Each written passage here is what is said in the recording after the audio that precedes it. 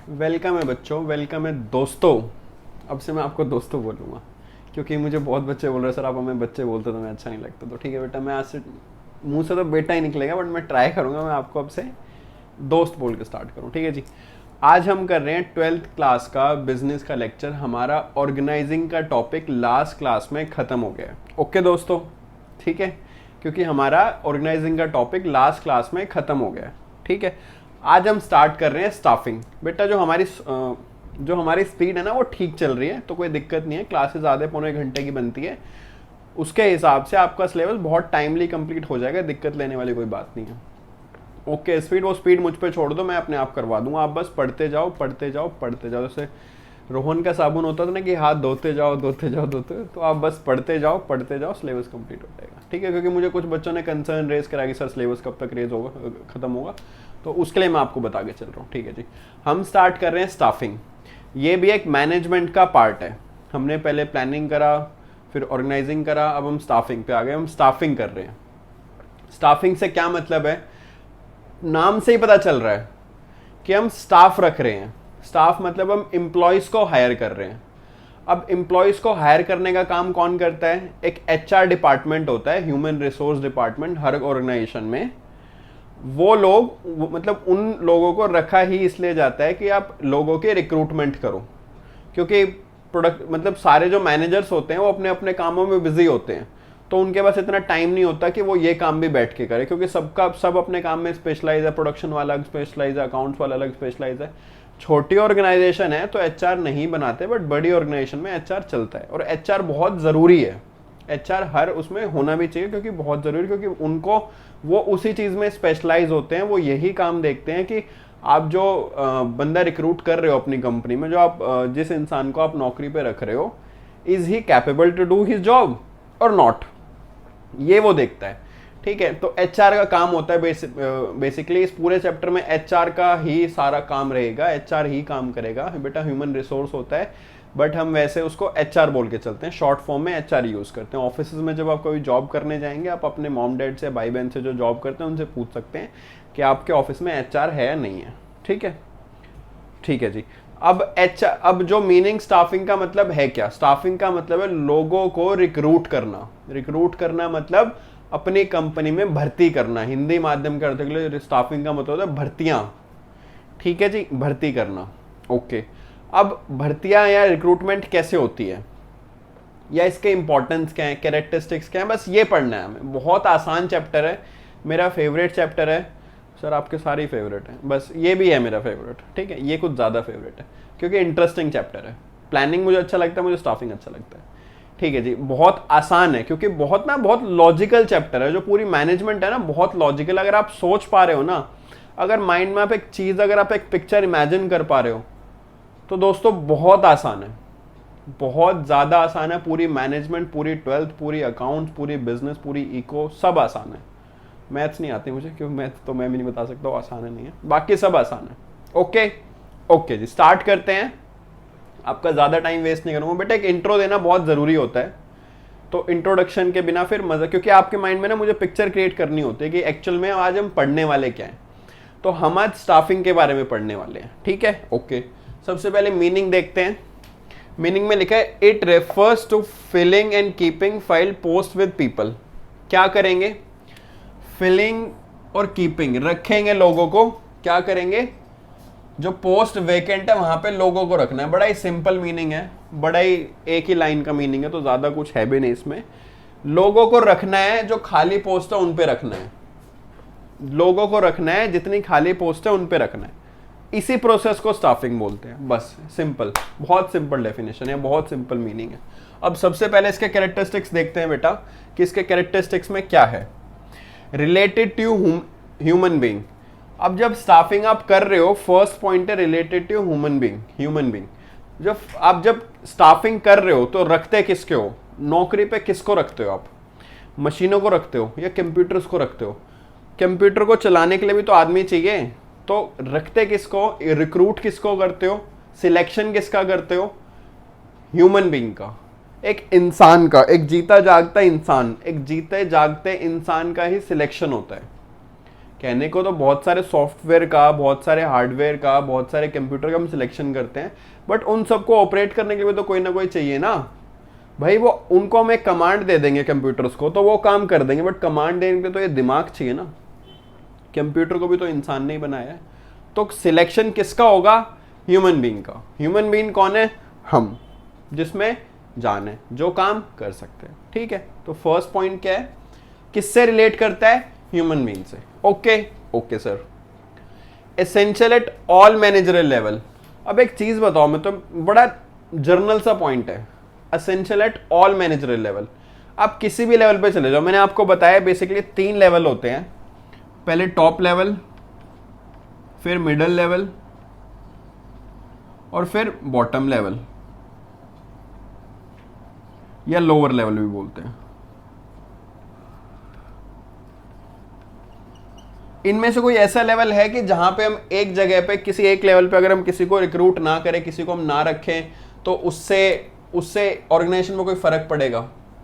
भाई बॉस है एक, क्या एक बॉस, जो बॉस होता है वो भी तो अपने पास सेक्रेटरी को रखता है ना, क्योंकि बॉस के भी तो इतने सारी चीजें होती है, जो वो भी तो किसी को बोलेगा ना कि यार ये मेरी सारी चीजें तू देख ले। तो बॉस ने यहाँ पे किसको बंदे को रखा? अपने सेक्रेटरी को। तो वहां पे हायरिंग करी, हायरिंग हुई ना वहां पे भी, तो यहाँ पे भी हायरिंग हो गई। हायरिंग, रिक्रूटमेंट, सिलेक्शन, ये सब बेटा एक ही चीज है दोस्तों, ये सब एक ही चीज है। ठीक है जी। मिडल। अब मिडल लेवल में कौन काम करता है? मिडल लेवल में बेसिकली मैनेजर्स काम करते हैं। प्रोडक्शन का अलग मैनेजर, अकाउंट्स का अलग मैनेजर, एचआर का अलग मैनेजर, सेल्स का अलग मैनेजर, मार्केटिंग का अलग मैनेजर, एडवर्टीजमेंट का अलग मैनेजर। तो मिडल लेवल में बेसिकली मैनेजर्स काम करते हैं। ठीक है। अब लोअर लेवल, तो क्या अगर यहां पे हम अगर मैनेजर्स नहीं रखेंगे तो क्या ये काम हो जाएंगे? इस पॉइंट में सिर्फ ये इतना बता रहा है कि हर मैनेजरल लेवल के लिए चाहिए। भाई अगर लोग न रखोगे तो काम कौन करेगा? बड़ा सिंपल सा पॉइंट है, लोग तो आपको रखना ही है ना। लोग तो आपको रखने ही है और हर लेवल पे लोग रखने हैं, तभी आपका काम चलेगा। ठीक है जी। Separate management function. अब ये भी बड़ा जर्नल सा पॉइंट है कि एक मैनेजमेंट का फंक्शन है। मैनेजमेंट के फंक्शन है planning, staffing, directing, organising, directing, controlling, ये सब मैनेजमेंट के फंक्शन है। तो एक स्टाफिंग भी एक तरह से एक मैनेजमेंट का मेन फंक्शन है। मॉड्यूल्स होते हैं ना आपकी बुक के, module 1, module 2, module 3, module 4। Sir हमारे तो 2 ही हैं। आप जब हायर स्टडी करोगे तो आपकी बुक के 4-4, 5-5 मॉड्यूल होंगे। तो मैनेजमेंट के भी 5-6 मॉड्यूल हैं। प्लानिंग है, ऑर्गेनाइजिंग है, स्टाफिंग है, डायरेक्टिंग है, कंट्रोलिंग है। तो 5-6 मॉड्यूल मैनेजमेंट के भी है। तो उनमें से एक बहुत इंपॉर्टेंट मॉड्यूल, वैसे तो सारे इंपॉर्टेंट हैं, बट एक बहुत बहुत बहुत इंपॉर्टेंट फंक्शन क्या है? स्टाफिंग है। अगर आप स्टाफिंग नहीं करोगे तो कुछ भी नहीं होगा।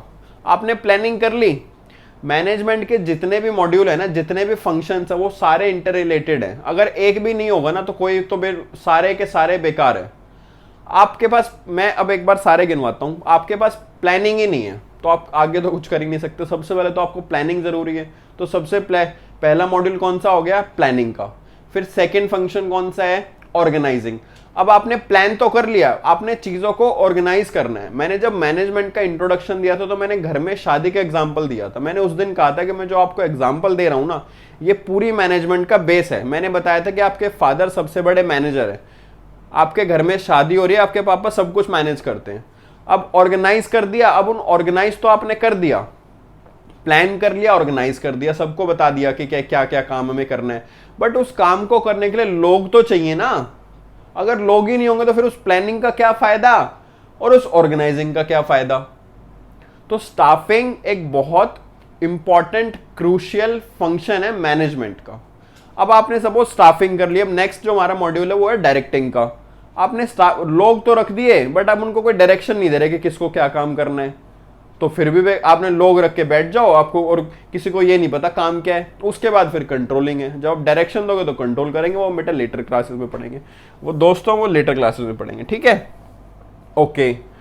तो मैनेजमेंट का फंक्शन है, सेपरेट फंक्शन है, इंपॉर्टेंट फंक्शन है, क्रूशल फंक्शन है। ठीक है जी। Related to social responsibility. Sir ये कैसे? सोशल रिस्पॉन्सिबिलिटी कैसे है? आप अपनी कंपनी में किसी को रिक्रूट कर रहे हो, किसी को सिलेक्ट कर रहे हो, तो वो सोशल रिस्पॉन्सिबिलिटी कैसे? सबसे पहले तो आपको ये पता होना चाहिए कि सोशल रिस्पॉन्सिबिलिटी है क्या। सोशल रिस्पॉन्सिबिलिटी से मतलब है जब आप कुछ सोशल, कुछ मतलब आसपास के एनवायरनमेंट के लिए आप कुछ काम करो। अब एक चीज बताओ मेरे को, मैं थोड़ा सा इमोशनल बातें करता हूं आपसे, एक चीज बताओ मुझे, कोई बहुत बेचारा आदमी है, या मैं ही हूं, मैंने बहुत पढ़ाई करी हुई है, मैंने बहुत पढ़ाई करी हुई है और मैं बेरोजगार बैठा हूं, मेरे पास नौकरी नहीं है करने को, मैं पैसे नहीं कमा रहा, क्या करूं मैं? क्योंकि कोई कोई काम करके राजी नहीं है, मतलब कोई मुझे नौकरी दे के राजी नहीं है। अब अगर सपोज किसी को मेरी नॉलेज दिख गई, मेरा एक्सपीरियंस दिख गया कि मैंने क्या क्या काम करा हुआ है, मुझे क्या क्या काम आता है, मैं क्या काम कर सकता हूं, किसी को दिख गया तो उसने मुझे नौकरी दे दी। अब एक चीज बताओ, मैं उसको दुआ दूंगा नहीं दूंगा कि हाय भगवान तूने आज मेरी सुन ली, मैं इतने दिनों से दर दर की ठोकरें खा रहा था पर ये देवता जैसा इंसान तूने यहाँ पे भेज दिया, इसने मुझे रख लिया। तो मैं इन्वायरमेंट से निकल के आया हूं ना, मैं आज तक तो उसको जानता नहीं था जिसने मुझे नौकरी पे रखा, मैं उसको दुआएं दूंगा ना उसको आके कि हाँ भाई थैंक यू सर, आपने मुझे नौकरी पे रख लिया सर, मेरा जीवन धन्य हो गया सर। आप सैलरी चाहे 10 रुपए कम दे देना पर नौकरी पे रख लिया। वो कहेगा यार मैं तो सिर्फ तुझे 10 रुपए देने वाला था। ठीक है, तो बट एक सोशल से निकल के आए ना, अब बाहर इन्वायरमेंट से चीजें निकाल के लाए, तो सोशल रिस्पॉन्सिबिलिटी है कि मतलब लोगों को काम देना भी तो एक तरह से कि सोशल है ना भाई, आप सोशलिटी के लिए काम कर रहे हो, लोगों के लिए काम कर रहे हो भाई। जितनी ज्यादा रिक्रूटमेंट होंगे, अब जब भाई मेरी नौकरी लग गई, अब मेरे घर पे मेरे बीवी बच्चे वो आराम से खा तो सकेंगे, अब तक तो सब भूखे मर रहे थे, खाने को कुछ नहीं था, सिर्फ हम पिज्जा ऑर्डर करते थे और हम कुछ नहीं खाते थे। मजाक कर रहा हूं, ठीक है जी। Related to social responsibility, okay sir. Effect on internal and external environment, internal और एक्सटर्नल एनवायरनमेंट दोनों पे इफेक्ट करता है स्टाफिंग। कैसे भाई? इंटरनल तो आपकी पॉलिसीज होती है ना, सपोज कि यहां पे कोई बंदा काम कर रहा है, यहां पे मैं इसको फिर से बनाता हूं तभी समझ आएगा बेटा। समझ आना बहुत इंपॉर्टेंट है दोस्तों, समझ आना बहुत इंपॉर्टेंट। अगर आपको समझ आ जाएगा ना, फिर तो आप चाहे ऐसे लिख दो। एक बात बताओ, आप ऐसे कभी याद करके जाते थे? जब बिल्कुल छोटे थे तब ऐसे याद करके जाते थे। 6th आई थिंक आपने 7th क्लास तक भी कभी ऐसे याद करोगे, बट ऐसे तो 9th क्लास तक आई थिंक ऐसे आता है। क्या आप 9th क्लास में भी ऐसे लर्न करने बैठते हो? नहीं करते थे ना। क्यों? क्योंकि आपको पता, अगर आपके पास ऐसे आ गया कि पोल्यूशन का आ गया, आपको पता है पोल्यूशन कैसे होता है, क्या होता है, क्या आप बैठ के याद करते हो? Water pollution, air pollution, noise pollution, ये पोल्यूशन, वो पोल्यूशन, आपको पता है ना एयर पोल्यूशन क्या है, आपकी समझ में आ रखा है। आप उस पर थीसिस लिखवा लो, एक क्या 10 पेज का ऐसे लिख दोगे। तो बेटा आपको समझ आना चाहिए दोस्तों, आपको समझ आना चाहिए। इफेक्ट ऑन इंटरनल एक्सटर्नल देखते हैं कैसे है। ये टॉप लेवल है, फिर इसके नीचे मिडल लेवल है और इसके नीचे लोअर लेवल है। Okay sir. अब एक चीज बताओ, एक बॉस का सेक्रेटरी काम करता है बॉस के पास, वो टॉप लेवल में ही जाएगा क्योंकि सीधा बॉस से डायरेक्ट उसकी बातचीत है, बॉस से लिंकिंग है। वो अगर इसको गुस्सा आएगा तो किसी को भी नौकरी से निकाल सकता है क्योंकि सीधी बॉस से बातचीत है, बॉस को बोलेगा, बॉस इंस्टेंट निकाल देगा। एक चीज बताओ, ये बॉस का बॉस छोड़ के चला गया नौकरी, अब मिडिल लेवल में एक मार्केटिंग का मैनेजर है, एक अकाउंट्स का मैनेजर है, एक प्रोडक्शन का मैनेजर है, एक एचआर का मैनेजर है, सारे मैनेजर काम कर रहे हैं। अब ये सेक्रेटरी से हो गई बॉस की लड़ाई, बॉस को पता चला कि ये मेरे पैसे निकाल के भाग जाता था, तो बॉस ने इसको करा कि तू वापस घूम, और पीछे से लात मारी, इसको भगा दिया, निकाल दिया आज। अब बॉस को, मतलब बॉस का सेक्रेटरी हमें नया अपॉइंट करना है। देखो कितनी वैसी चीज है। सबसे डिफिकल्ट टास्क है कि बॉस का सेक्रेटरी, बॉस का सेक्रेटरी रख तो किसी को भी दे, पर वो बॉस को अच्छा लगेगा। बॉस की पसंद तो किन को पता है? इनको पता है बॉस कैसे काम करता है। अब बॉस की इत्तफाकन से एचआर, आप कभी उसमें देखोगे ऑर्गेनाइजेशन में, बॉस की ना हमेशा एचआर वाले से जरूर बनेगी, क्योंकि जो एचआर वाला बंदा होता है ना बॉस का बहुत खास होता है। तो बॉस को यहाँ पे जो एचआर मैनेजर है वो बहुत पसंद है। वैसे नहीं पसंद, मुझे पता आप क्या सोच रहे हो, वैसे पसंद नहीं, मतलब एज अ काम के तरीके से पसंद है। तो बॉस ने कहा एक काम करा, मैं नया सेक्रेटरी रखूंगा, अब पता नहीं मेरे ढंग का लेवल का है नहीं है, तुझे पता है मैं कैसे काम करता हूँ, तेरा प्रमोशन करके मैं यहाँ ले आता हूँ तेरे को, तुझे मैं अपना सेक्रेटरी बना देता हूँ। अब एक काम करता हूँ, एचआर मैनेजर हम कोई नया रख लेंगे क्योंकि छोटा काम है, कर लेंगे, छोटा काम है कर लेंगे। बट तू यहाँ पे, अगर मैं यहाँ पे किसी को बंदे को रखने के लिए चाहूंगा तो उसके लिए बहुत टाइम चाहिए, क्योंकि मुझे मेरी पर्सनल, मतलब मुझे इतनी चीजें होती है करने के लिए, तो तू हैंडल कर सकता है। अब इंटरनल एनवायरनमेंट है, अब जो ये यहां से उठ के यहां गया बॉस के पास, अगर इनके उसमें, अगर इनकी जो कंपनी है उसमें ऐसा कोई सिस्टम नहीं होता, उसमें सिस्टम होता कि अगर कोई बंदा छोड़ के जाएगा तो उसकी जगह हम नया बंदा रखेंगे, हम किसी जो एग्जिस्टिंग जो लोग काम करे उसमें से किसी को नहीं रखेंगे। उसमें से किसी को नहीं रखेंगे। तो क्या HR मैनेजर बॉस का सेक्रेटरी बन पाता? नहीं बन पाता ना। तो इनका जो इंटरनल एनवायरनमेंट है वो ये बोलता है कि अगर कोई हायर अथॉरिटी का बंदा छोड़ के जाता है तो उसकी जगह हम छोटे वाले बंदे को आगे प्रमोट करेंगे। ठीक है जी, ये तो हो गया इंटरनल एनवायरनमेंट के स्टाफिंग। भाई एक तरह से ये भी तो रिक्रूटमेंट ही है ना। ये पहले HR का काम करता था, ये इसकी सैलरी लेता था, अब ये बॉस के पास जाएगा, ऑब्वियसली इसकी सैलरी बढ़ेगी, इसको अप्राइजल मिलेगा, इसका प्रमोशन होगा, इसको और चीजें अच्छी मिलेंगी और इसकी पावर बढ़ जाएगी क्योंकि सीधा बॉस से डायरेक्ट लिंक हो गया। ओके ओके सर, तो ये तो हो गया इंटरनल। अब एक्सटर्नल एनवायरनमेंट। एक्सटर्नल एनवायरनमेंट हमेशा कंपनी के कंट्रोल में नहीं होता। कभी भी कोई भी एक्सटर्नल एनवायरनमेंट कोई भी कंपनी कंट्रोल नहीं करा पाती। सब्जेक्ट वो रिलायंस ना हो, रिलायंस तो सब कुछ कंट्रोल कर लेते क्योंकि इतनी बड़ी कंपनी है, टाटा कंट्रोल कर लेते हैं, बहुत बड़ी कंपनी। बट जो नॉर्मल कंपनीज होती हैं वो एक्सटर्नल एनवायरनमेंट को अपने कंट्रोल में नहीं कर पाती। गवर्नमेंट ने वो निकाल दी नोटिफिकेशन कि आपकी ऑर्गेनाइजेशन में अगर आप 100 लोगों को काम देते हो तो 25 लोगों को उनको काम देना है जिनको हम बोलेंगे।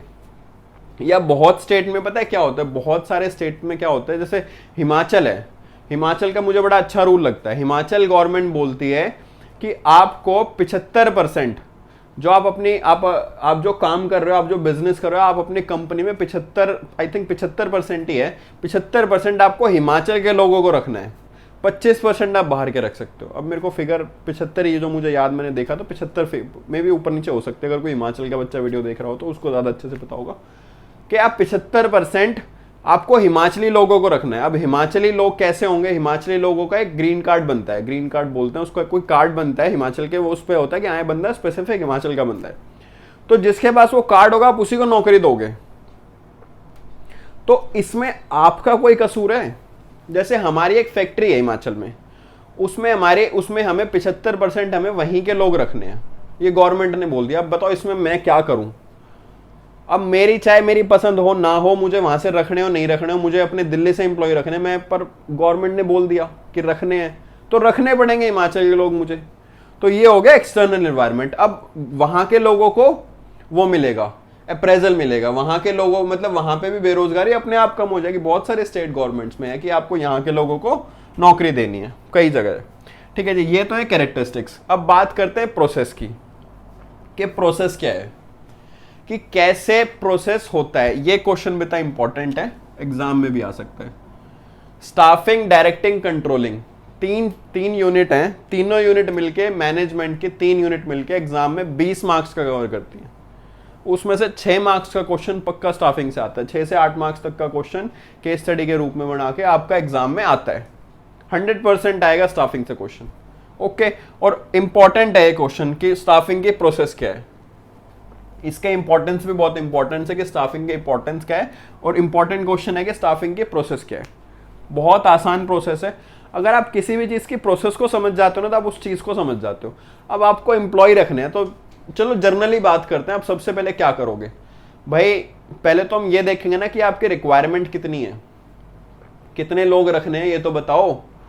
तो प्रोडक्शन वाले ने कहा कि मेरे यहाँ पे 2 लोगों की कमी है, HR वाले को, HR वाला रखता है, HR वाले ने कहा ठीक है, मैंने लिख लिया प्रोडक्शन की जगह, प्रोडक्शन के यहाँ पे 2 लोगों की कमी है। फिर मैंने अकाउंट से पूछा, अकाउंट्स डिपार्टमेंट जी आप बताओ आपको कितने लोग चाहिए? उसने कहा मुझे तो एक ही बंदा चाहिए, बाकी तो मेरा सब कुछ ओके है। उसने कहा ओके। फिर वो गया सेल्स में, सर आपको कितने चाहिए? कह रहा है यार सेल्स का ना बड़ा बुरा हाल है, मुझे चाहिए 4 आदमी। तो सबसे रिक्वायरमेंट लेके आए ना हम कि रिक्वायरमेंट क्या है लोगों की। फिर उसके हिसाब से हमने लोगों को उसके हिसाब से हमने अपनी एडवर्टीजमेंट कर दी कि भाई हमें इतने लोगों की रिक्वायरमेंट है, जिसने जो भी करना है आप हमें अपने CV भेज दो, इस मेल पे भेज दो। एक तरह से हमने अपनी जॉब को प्रमोट किया। फिर लोग आएंगे, इंटरव्यू देंगे, फिर रिक्रूटमेंट, फिर सिलेक्शन स्टार्ट होगी कि हाँ भाई इतने लोगों ने दिया है, इंटरव्यू दिया है, अब इनको हम सिलेक्ट करेंगे। फिर सिलेक्ट कर लेंगे। अब सपोज पहले अगर कोई बंदा नया फ्रेशर आया है जिसने आज तक काम नहीं करा, तो उसको उसके काम की ट्रेनिंग भी देनी पड़ेगी। जब ट्रेनिंग देनी पड़ेगी फिर जब काम ठीक से करने लग जाएगा तो उसकी परफॉर्मेंस देखेंगे। अगर परफॉर्मेंस अच्छी है तो परफॉर्मेंस के बेस पे उसको ऐसे करेंगे, वेरी गुड, बहुत अच्छा काम करता है, उसको परफॉर्मेंस अप्राइजल देंगे। ठीक है, और वो फिर और अच्छा काम करता है उसको क्या करेंगे, ले बेटा आज से तो अब यहाँ काम नहीं करेगा, अब तू आज से प्रमोट हो जा, आज से तू अपने बॉस की जगह पे काम करेगा, बॉस की छुट्टी, क्योंकि सारा काम तो बॉस का तू ही संभालता है, तो प्रमोशन करेंगे। ठीक है, यही तो होता है ना जनरली। क्या होता है ऑफिस में? यही चीजें हैं। ये इसमें लिखी हुई है, देख लेते हैं। Estimating man power requirements, estimate करेंगे कि भाई कितने लोग चाहिए। बड़ी बड़ी कंपनी में, बहुत बड़ी बड़ी कंपनियों में साल के 12 महीने रिक्रूटमेंट चलती रहती है। वो अलग से एक पूरा डिपार्टमेंट, बहुत सारे लोगों का डिपार्टमेंट सिर्फ किस लिए रखते हैं कि आप लोगों की हायरिंग करो। टीसीएस सबसे ज्यादा लोगों की हायरिंग करती है। अगर आपने कभी जॉब करनी है, बहुत अच्छी कंपनी है टीसीएस, आप ज्वाइन जरूर करना। तो पहले तो बेटा एस्टिमेटिंग मैन पावर के रिक्वायरमेंट लेके आते हैं दोस्तों, कि मैन पावर की रिक्वायरमेंट कितनी है, कितने आपको कंपनी में लोग चाहिए, ठीक है। फिर रिक्रूटमेंट स्टार्ट करते हैं, उनको भाई सबको बताते हैं कि भाई आप आ जाओ अपने सीवी लेके आ जाओ, हम ना यहाँ पे लोगों की भर्ती कर रहे हैं, हम लोगों की स्टाफिंग कर रहे हैं, हम लोगों को एडमिट तो नहीं कर रहे, भर्ती कर रहे हैं हम लोगों को, ठीक है जी। फिर बात आई सिलेक्शन की। फिर जो लोग अपना सीवी लेके आ गए, सीवी मतलब होता है रेज्यूम, अभी छोटे बच्चों को सीवी नहीं पता हो। रेज्यूम में जब आप किसी के पास जाओगे तो आप अपना एक पेपर लेके जाओगे ना, वो कहेगा कि आपको क्या आता है, तो आप पेपर पे लिख के तो बताओगे ना जी, ये देखो मुझे ये आता है। अब पहले तो वो आपका सीवी देख लेगा, वो देखेगा फ्रेशर हो, तो आपसे वो फ्रेशर के हिसाब से क्वेश्चन पूछेगा कि भाई मुझे पता है आपको वर्क एक्सपीरियंस तो कुछ है नहीं, और अगर आप एक्सपीरियंस वाले बंदे हो, आपने पहले कहीं काम कर रखा है, तो फिर आपसे वो उस हिसाब से क्वेश्चन पूछेगा, ठीक है। फिर जब क्वेश्चन पूछेगा, फिर उसके बाद वो सिलेक्शन करेगा। सिलेक्शन होता है मतलब सिलेक्शन, भर्ती करना, कि आपको हमने आज से, आप ही हो वो, आप ही यहाँ जो देख रहे हो ना वीडियो, आप ही हो वो बच्चे जो मेरी कंपनी में भर्ती होने लायक हो, आप मेरी कंपनी में सिलेक्ट हो सकते हो। तो मैंने फिर अपनी कंपनी में आपको सिलेक्ट कर लिया, ओके सर। फिर प्लेसमेंट एंड ओरिएंटेशन। प्लेसमेंट और ओरिएंटेशन से मतलब है कि भाई मैंने कहा था रिक्वायरमेंट पता करो, प्रोडक्शन वाले ने कहा 2, अकाउंट्स वाले ने कहा 1, और सेल्स वाले ने कहा था मुझे तो 4 लोग चाहिए। अब उनको उनके डिपार्टमेंट में भी तो भेजना है ना भाई, रख तो लिया। अब किसी को फ्रेशर रख लिया, मैंने उससे पूछा भाई तुझे क्या आता है, कह रहा सर मैंने ना कॉमर्स ली थी 11th क्लास में, और फिर उसके बाद मैंने अकाउंट्स पढ़ी, और फिर सर मैंने बीबीए एमबीए कर ली। तो फिर मैं पूछूंगा तुझे आता क्या है, तो अकाउंट्स कर लेगा? हाँ सर कर लूँगा। अच्छा, मार्केटिंग कर लेगा, लोगों को जाके सामान बेच देगा? हाँ सर बेच दूंगा। अच्छा, तो सेल्स कर लेगा? हाँ सर कर दूंगा। अच्छा, अगर मैं तुझे कहूँ तो प्रोडक्शन कर ले, तू कर लेगा? सर आती तो नहीं है, बट आप अगर मुझे ट्रेनिंग दोगे तो मैं ज़रूर कर लूँगा। सब कुछ कर लेगा ना, बट उसके लिए स्पेसिफिक कौन सी जगह है कि वो कहाँ पे सबसे अच्छा काम करेगा जाके, तो उस डिपार्टमेंट में उसकी प्लेसमेंट करनी है हमें। Okay sir. फिर है ट्रेनिंग। प्लेसमेंट हो गई, अब जैसे ये फ्रेशर बंदा आया था तो इसको बेटा ट्रेन भी तो करना पड़ेगा ना दोस्तों, उसको हम ट्रेन करके चलेंगे कि भाई तुझे ये काम करना है। एक तो होता है हर कंपनी का जर्नल काम, ठीक है, जो मैं यहां भी कर रहा हूं, मैं कहीं और जाऊंगा वहां भी करूंगा। एक होते हैं कुछ स्पेसिफिक काम जो कंपनियां अपने एम्प्लॉय से बहुत स्पेसिफिकली करवाते हैं कि हमारे यहाँ पे ये वाला प्रोसीजर फॉलो होता है, तो आपको ऐसे काम करना है। तो वो प्रोसीजर फॉलो करवाने के लिए कंपनीज को, लोगों को ट्रेनिंग देनी होती है। तो ट्रेनिंग सेशंस होते हैं, जब कोई बंदा सिलेक्ट हो जाता है ना, और उसका डिपार्टमेंट उसको पता चल जाता है, तो शुरू में 1 हफ्ते की, 1.5 हफ्ते की, अगर कोई बहुत बड़ी ऑर्गेनाइजेशन तो 15 दिन की, 20 दिन की ट्रेनिंग चलती है, ठीक है, कि आपको ऐसे काम करना है। फिर जब वो काम करना स्टार्ट कर देगा तो उनका परफॉर्मेंस देखना है। परफॉर्मेंस देख के उनको कहेंगे very good, you are doing such a good job, मैं आपकी परफॉर्मेंस से बहुत खुश हूँ। तो उसको अप्राइज करेंगे, अप्रेजल करेंगे, हो सकता है उसका प्रमोशन भी कर दें, पैसे भी बढ़ा दें, कुछ भी हो सकता है, ठीक है। फिर नेक्स्ट स्टेप है प्रमोशन ही कर दिया, promotion and career planning. Promotion तो बेटा आप समझते ही हो कि यहाँ से कोई बंदा लोअर लेवल में काम कर रहा था, उसको मीडियम लेवल में भेज दिया, मीडियम लेवल से टॉप लेवल में, जैसे एचआर वाले का यहाँ से यहाँ प्रमोशन हो गया, प्रमोशन वही है। फिर कंपनसेशन की बात करते हैं। कंपनसेशन होती है सैलरी, नथिंग बट सैलरी। अब सैलरी आप कैसे दे रहे हैं वो आप पे डिपेंड है। भाई आप काम करवाओगे तो सैलरी को दो देना उसको, बिना सैलरी कोई क्यों काम करेगा, ठीक है। तो ये है इसकी प्रोसेस। आज के लिए मेरे हिसाब से इतना काफ़ी है। कोई अगर प्रॉब्लम हो तो आप मुझे डायरेक्टली कर सकते हैं, यूट्यूब में कमेंट कर सकते हैं, या मुझे व्हाट्सएप भी कर सकते हैं। इसको हम फर्दर नेक्स्ट क्लास में आगे कंटिन्यू करेंगे। स्टाफिंग में आई एम एक्सपेक्टेड कि स्टाफिंग में 5 से 6 क्लास लग सकती हैं स्टाफिंग में, ठीक है, क्योंकि थोड़ा सा बड़ा चैप्टर है तो थोड़ा सा टाइम कंज्यूमिंग हो सकता है स्टाफिंग। तो 5 से 6 क्लास आप आधे घंटे के, आजकल छोटी क्लास है, तो 5 से 6 क्लासेस आधे आधे पौने पौने घंटे की, इतने आप एक्सपेक्ट कर सकते हो, ठीक है। उसके बाद स्टाफिंग खत्म हो जाएगा। बहुत आसान है। अब तक मैंने कुछ भी मैंने आज आपको एक भी चीज़ ऐसी नहीं करवाई जो इसमें आपको दिमाग लगाना पड़े। सब कुछ जर्नल है, बहुत जर्नल चीज़ें हैं।